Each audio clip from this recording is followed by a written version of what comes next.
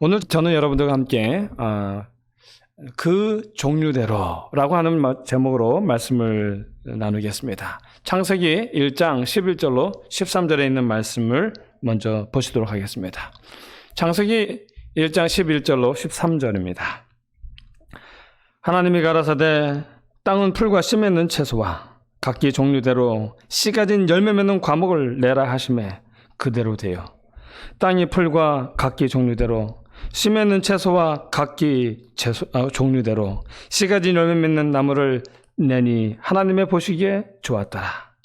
저녁이 되며 아침이 되니 이는 여섯째 날이니라. 아멘.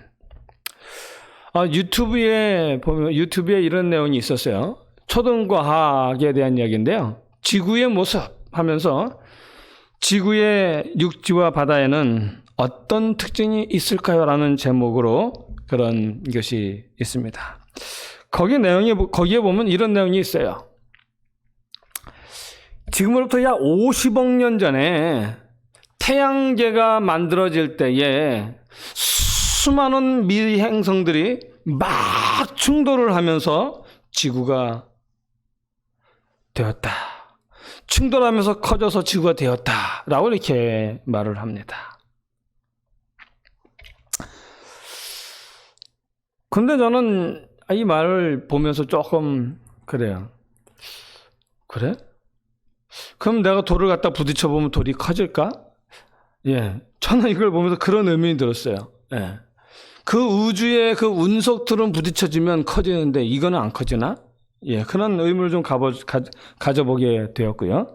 그 다음에 거기서 또 이어지는 설명은 어떤 설명이냐면 그 미행성들이 충돌하면서 그 충돌에 의하여 엄청난 열이 발생했다는 거예요. 그 엄청난 열에 의하여 지구의 표면이 녹았대요. 지구의 표면이 녹아져서 마치 이 원시 지구의 모습은 아주 뜨거운 마그마가 가득 찬 바다와 같았다라고 이렇게 설명을 합니다. 여기서도 저는 의문이 많아요. 아니, 미행성의 충돌로 인하여 커져서 지구가 되었는데 그 지구가 그 열에 의해 다시 녹게 되었단 말이에요. 하나님이 이 지구를 보호하는 하나님의 보호막이 없었다면 이 녹아서 내리는 지구가 어떻게 마그마 상태로 있다가 또 다시 바뀌었을까? 저는 많은 의문이 남습니다. 그 다음에 이어지는 그 설명은 어떻게 설명하냐면 그리고 나서 수천만 년이 지나면서 미행성들의 충돌이 줄어들었다 그래요. 그 충돌이 자꾸 많으면 열이 발생하는데 충돌이 없어지기 때문에 지구가 천천히 식기 시작했다는 것입니다. 그래서 딱딱한 지각이 만들어졌다 이렇게 이야기를 합니다. 그리고 나서 또 이어지는 설명은 어떤 설명이냐면 이 온도가 내려가자 원시 대기의 그 수증기들이 응결하여서 비가 내리기 시작했다는 거예요. 그래서 오랜 기간 후에 원시 바다가 만들어졌다. 이렇게 얘기를 해요. 그 다음엔 어떤 설명이 나올까요? 그 다음에 이어지는 설명은 이제 바다가 나왔으니까 생명에 대한 얘기가 나오겠죠. 이 50억 년 전에 이 태양계가 만들어질 때 그 미행성들의 충돌로 인하여 커져서 지구가 생겼다라고 했는데 이제는 50억 년이 아니라 15억 년이잖아요. 35억 년에 원시 바다에 최초의 생명체인 박테리아가 탄생한 것으로 추정된다.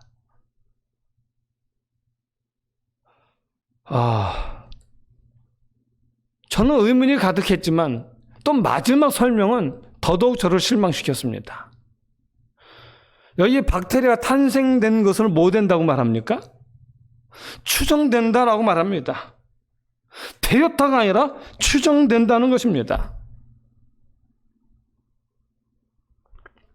추측되는 이야기를 하고 있어요.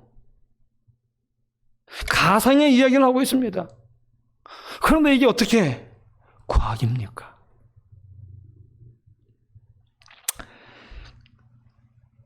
전북대 한윤봉 화학공학부 교수는 성경적 창조신앙 과학 시리즈 기고문 13에서 33페이지에 그가 이렇게 기록을 해놨는데 요약을 해보면 그래요. 미행성들이 충돌하면서 지구가 형성되는 과정을 누구도 관찰한 적이 없기 때문에 추론적인 설명일 뿐이다. 추론적인 설명이래요. 실질적인 것이 아니라는 것입니다. 진화에 대한 신념을 바탕으로 마치 사실처럼 스텔링한 것에 지나지 않는다. 진화에 대한 신념을 가지고 이야기를 만들었다는 거예요. 옛날에 하면서 옛날 이야기한 것처럼 얘기한 것이라는 것입니다. 사실이 아니라는 말입니다. 그러면서 그 한윤봉 교수는 이렇게 말해요. 바다와 육지 그리고 생명체의 기원을 나름대로의 가정을 가지고 얼마든지 설명을 할 수 있다라고 말해요. 그러면서 뭐라고 말하냐면 그러나 설명할 수 있다는 그 사실 때문에 그것 때문에 설명할 수 있기 때문에 사실이 되는 것은 아니다.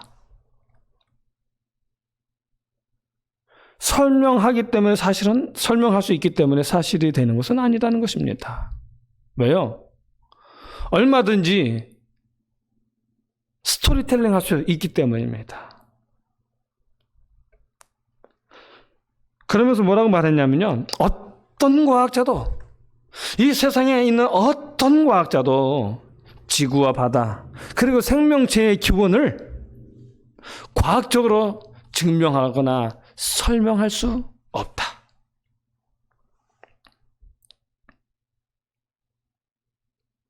그저 과학자들은 현재 자연에서 관찰되는 현상들을 바탕으로 왜 그렇게 그런 현상들이 일어나는지 그 이유만 밝혀낼 수 있을 뿐이다. 그러면서 그는 이렇게 요약을 했어요. 뭐라고 요약했냐면 누가 그런 현상들을 일어나게 했는지 누가 그런 현상들을 일어나게 했는지 과학은 그 기원에 대하여 답을 주지 못한다.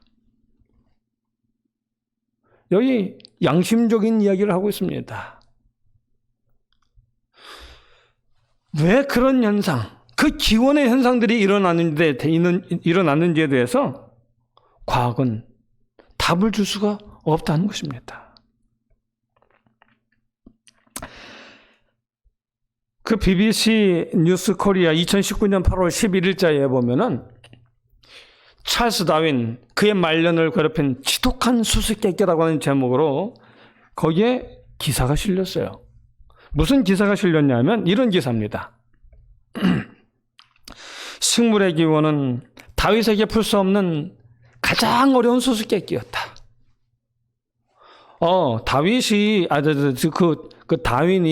다윈이 그 진화론을 위해서 수수께끼를 풀어가야 되는데 가장 풀기 힘들고 풀지 못한 것이 있는데 그게 뭐냐면 식물의 기원이라는 것입니다.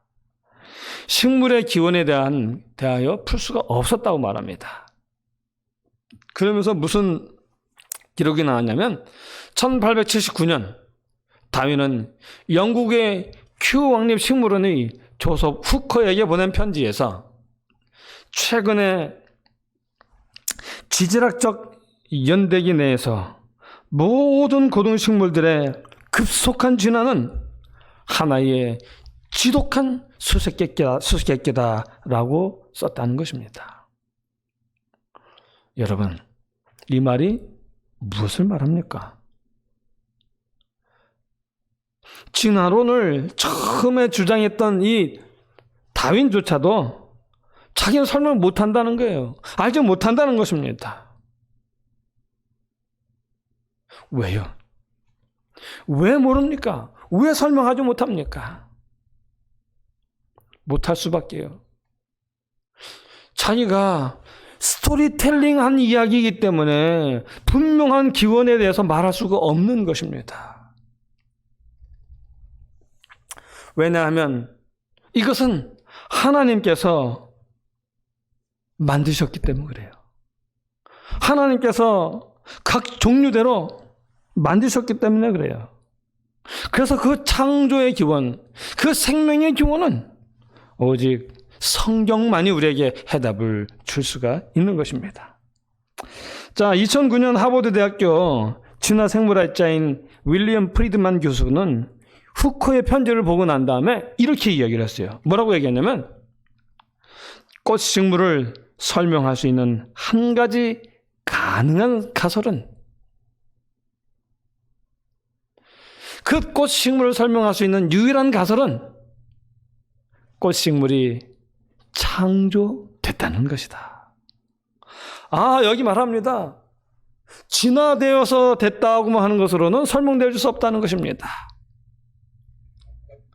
정말 그 기원을 이야기하고 싶다면 그 식물이 창조되었다라는 것 외에는 말할 수 있는 길이 없다라고 그가 말하는 것입니다. 꽃식물은 진화의 결과물이 아니라 하나님이 창조하신 것이라는 것입니다. 하나님이 창조하셨기 때문에 있다라는 것입니다. 진달래꽃이 있으라, 목련나무가 있으라라고 하셨기 때문에 그 종류대로 있게 되었다는 말이죠. 이처럼 진화론은 식물의 기원을 풀 수가 없습니다. 그러나 성경에는 그 해답이 있습니다. 바로 오늘 우리가 읽은 창세기 1장 11절로 13절입니다. 여기 보면 하나님께서요, 하나님이 가라사대 땅은 풀과 심에 있는 채소 각기 종류대로 씨 가진 열매 맺는 과목을 내라 하심에 그대로 되었고, 땅이 풀과 각기 종류대로 씨 맺는 채소와 각기 종류대로 씨 가진 열매 맺는 나무를 내니 하나님의 보시기에 좋았더라. 성경은 이야기합니다. 하나님께서 내셨다고요. 여러분, 성경은 분명히 이야기합니다. 하나님이 창조하셨다고요. 그리고 이 창세기 1장 11절 13절에 있는 내용은 그 하나님의 창조를 이야기하는 증거 중에 굉장히 중요한 증거입니다. 하나님이 정말 창조하셨다는 가장 중요한 증거 중에 하나라는 것입니다. 자, 여기 하나님께서 종류대로 만드셨다라고 말합니다. 이 종류대로라는 말이 굉장히 중요해요. 이 종류대로라는 말이 히브리 말로는 민이라는 뜻이에요. 그 민이라는 뜻인데 그 민이라는 건 어떤 의미냐면 하나님이 생명체 종류마다 유전적인 장벽을 정해 놓으셨다는 것입니다. 그 넘어가지 못할 장벽을 딱딱 만드셨어요. 그 장벽 안에 유전자가 있게 하셨다는 말입니다.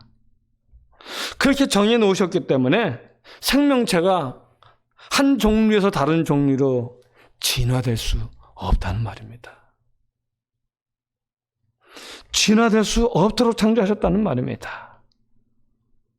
그래서 하나님의 유전 법칙을 정하시고 또 각 종류의 식물들마다 그 독립성과 질서가 유지되도록 하나님께서 창조하셨다는 말입니다. 이 말은 진화될 수 없다는 말입니다. 바뀔 수가 없다는 것입니다. 그리고 이 종류라는 말은요, 생물학에서는 그 생물을 구분하는 최소 단위인 종이라는 말과 같습니다. 이 종이라는 말은 처음에 영국의 생물학자인 존 레이라는 사람이 사용한 말인데요.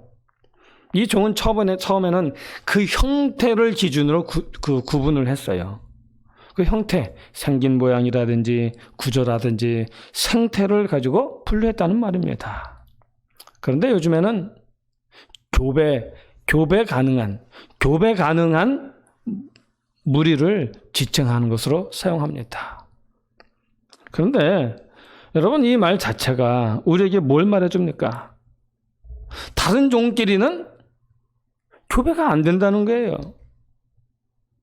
그리고 혹 교배가 되더라도 기존 집단에 영향을 미치지 않는다는 것입니다. 그러나 진화론은 여전히 지리적인 격리에 의해서 그 종이 막 나뉘었다, 분화되었다, 이렇게 이야기를 합니다. 그런데 여러분, 아직까지도 과학적 실험에서 그 격리, 지역적인 어떤 고립된 격리 어떤 그런 것에 의해서 종이 바뀌었다라는 그런 기록은 없습니다. 우리가 한번 예를 들어보겠습니다. 여러분, 나비와 벌을 아시죠?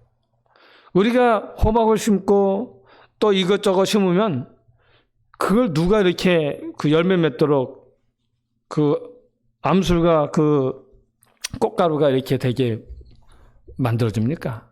나비와 벌이 그걸 해요. 그래서 이 나비와 벌이 막 날아다니면서요, 진달래꽃에도 앉았다가 호박꽃에도 앉았다가 무궁화꽃에도 앉았다가 캐나리꽃에도 앉았다가 온갖 곳에 다 앉아요.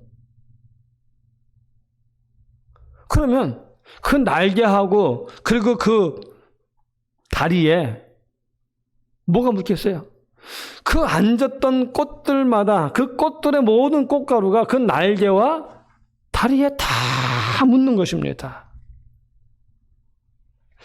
그렇게 온갖 꽃가루를 다리에 묻히고 다녀도요, 희한한 것은 진달래 암술은 진달래 꽃가루에만 반응을 일으킵니다. 개나리 암술은 개나리 꽃가루에만 반응을 일으켜요. 아니, 그렇게 많은 것이 노출되어져 있다면 새로운 것이 막 생성될 수도 있지 않을까요? 그런데 그런 일은 절대로 없어요. 언제나 진달래는 진달래꽃을 피우고요, 개나리꽃은 개나리꽃을 피웁니다. 개나리와 진달래가 짬뽕이다 뭐가 그런 게 없어요. 아무리 수많은 꽃가루를 그 다리와 날개에 묻히고 막 돌아다녀도요, 벌과 나비가요, 지금까지 새로운 종이 생겼다는 그런 이야기가 없어요. 지금까지 그 질서는 여전히 유지되고 있다는 것입니다. 자, 우리 이거를 한번 동물로 확대해 보도록 하겠습니다. 여러분, 정자와 난자가 그 수정되는 현상을 그걸 보면요, 그 종이 다르면 결코 서로 받아들여지질 않아요. 아무리 그것이 아무리 유사한 종일지라도 받아들여지지가 않습니다. 여러분, 개구리와 두꺼비를 한번 볼까요? 여러분, 개구리와 두꺼비는 같은 종이에요. 그런데 이상하게 이 개구리와 두꺼비가 수정하면 생명체가 안 생겨요. 그것이 수정하면 그냥 바로 죽어버려요. 왜 그렇습니까? 왜냐하면 유전적으로 서로 용납하지 않는 거예요. 서로 반응이 일어나지 않는 것입니다. 자, 그 다음에 또 다른 종인 그 습당나귀와 암말에서 태어난 노새를 한번 생각해 볼까요? 우리가 잘 아는 것처럼 이 노새는 어떻습니까? 이 노새는 태어났지만 노새라고 하는 새로운 종으로 존립을 못하고 있어요. 왜냐하면 이 태어난 노새들은 어떻게 합니까? 불임 상태로 태어나요. 그래서 절대로 후손을 볼 수가 없어요. 종자를 만들 수가 없어요. 또 호랑이와 사자를 한번 볼까요? 그 사이에서 태어난 것이 라이거라고 합니다. 그런데 이 라이거 역시 생식 능력이 없어요. 그래서 후손을 이어가지 못합니다. 자, 그 다음에 우리 호수와 바다에 있는 물고기들을 한번 볼까요? 얼마나 많은 어종들이 살고 있는지 모릅니다. 그리고 철이 되면 모든 종류의 생명체들이 정자와 난자를 물에 막 방출해요. 체외 수정을 하잖아요.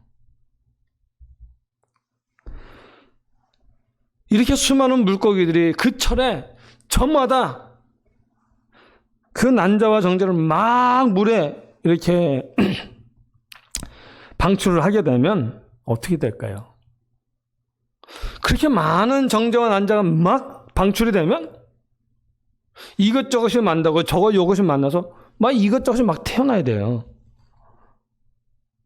그런데 그런 일은 절대로 일어나지 않고 있습니다. 왜 그렇습니까, 여러분? 그 이유는요, 난자는 같은 종의 정자만을 유인하는 화학물질을 발산합니다. 그래서 정자는 같은 종의 난자가 발생하는 그 화학물질을 감지하고 그 화학물질에만 접근해요. 그렇기 때문에 종이 다른 것들은 절대로 융합이 될 수가 없습니다. 여러분, 실제로 과학자들이 초파리를 이용해서 이런저런 많은 실험을 했습니다. 반세기가 넘도록 초파리 연구를 많이 했는데요. 심지어는 그 초파리에 돌연변이가라도 일어나게 하려고 얼마나 시도를 많이 했는지 모릅니다. 그런데 그 초파리를 통해서 지파리를 만들었다든지 쉬파리를 만들었다든지 하는 보고는 한 건도 없습니다. 아무리 연구하고 다양한 방법을 시도를 했을지라도 다 초파리였어요. 생김새가 다를지라도 다 초파리였습니다. 이처럼 생물은 종에서 종으로 변화나 새로운 탄생은 없습니다. 그런데 진화론은 말해요. 어느 한 종에서 다른 한 종으로, 저급한 것에서 고등한 것으로, 또 그냥 말하면 염소가 황소로, 하마가 말이 되고 원숭이가 사람이 되고 이렇게 말하는 거예요. 그런데 우리가 아는 것처럼 지금까지 과학은 그 진화, 곧 다른 종으로 바뀌는 것을 증명하지 못하고 있습니다. 만약 그렇다면 그 중간 형태라도 있어야 할 텐데 전혀 없는 거예요.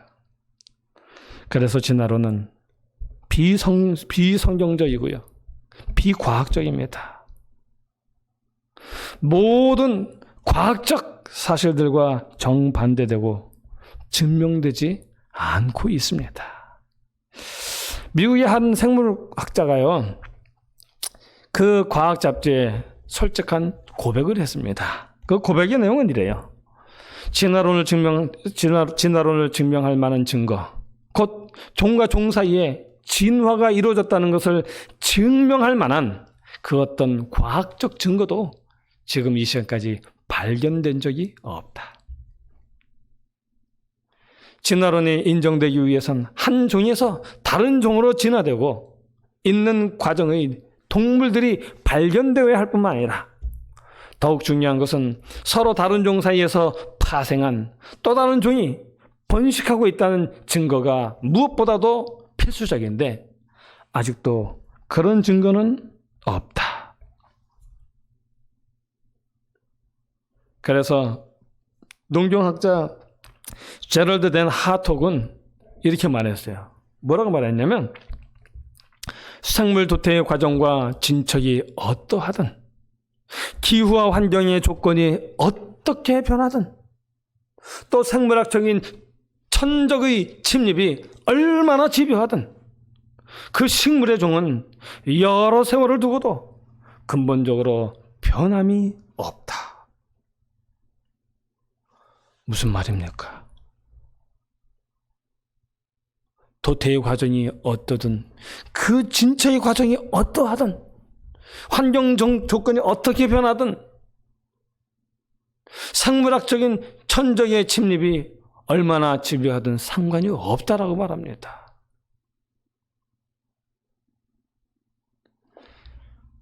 그리고 여러 세월을 두고도 근본적인 변함이 없다라고 말합니다. 한마디로 뭘 말합니까? 진화의 가능성은 없다는 것입니다. 결국 그 모든 종들은 하나님이 만드셨다는 것입니다.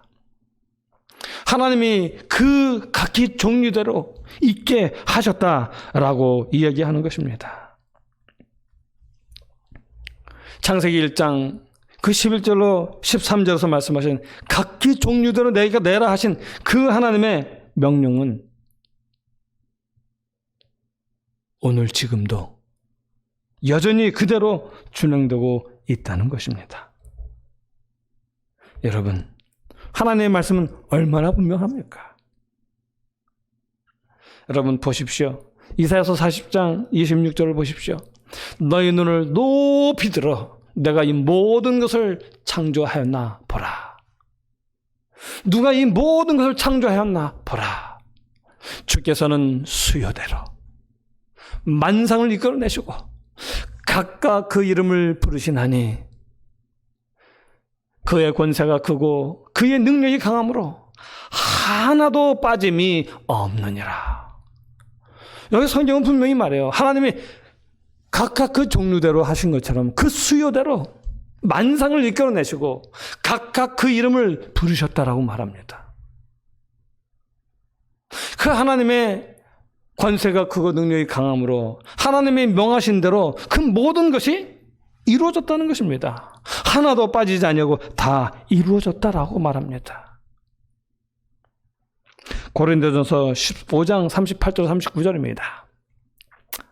하나님이 그 뜻대로 저에게 형체를 주시되 각 종자에게, 여기 말하죠, 각 종자에게 그 형체를 주시느니라. 육체는 다 같은 육체가 아니니 하나는 사람의 육체요, 하나는 짐승의 육체요, 하나는 새의 육체요, 하나는 물고기의 육체라. 어떻습니까, 여러분? 하나님이 세상을 창조하신 것이 너무나 분명하지 않습니까? 창조의 증거가 너무나 분명하지 않습니까? 그래서 예수님의 사랑하는 제자 요한은 이 하나님께서 하신 모든 일들에 대한 그 기록이 남은 것, 기록하신 그 이유에 대해서 이렇게 말합니다. 요한복음 20장 31절입니다.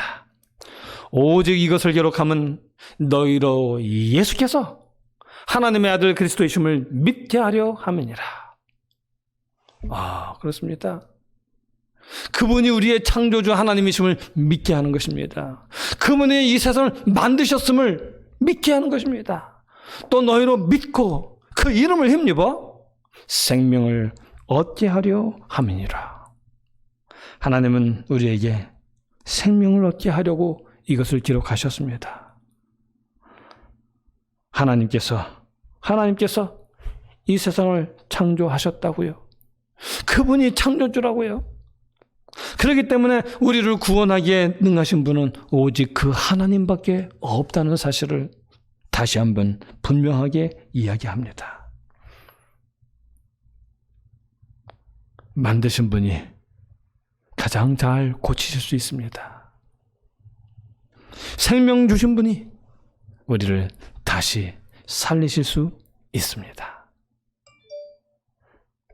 그래서 사도 바울은 로마서 1장 16절 17절에서 이렇게 말해요. 내가 복음을 부끄러워하지 아니하노니 이 복음은 모든 믿는 자에게 구원을 주시는 하나님의 능력이 됨이라.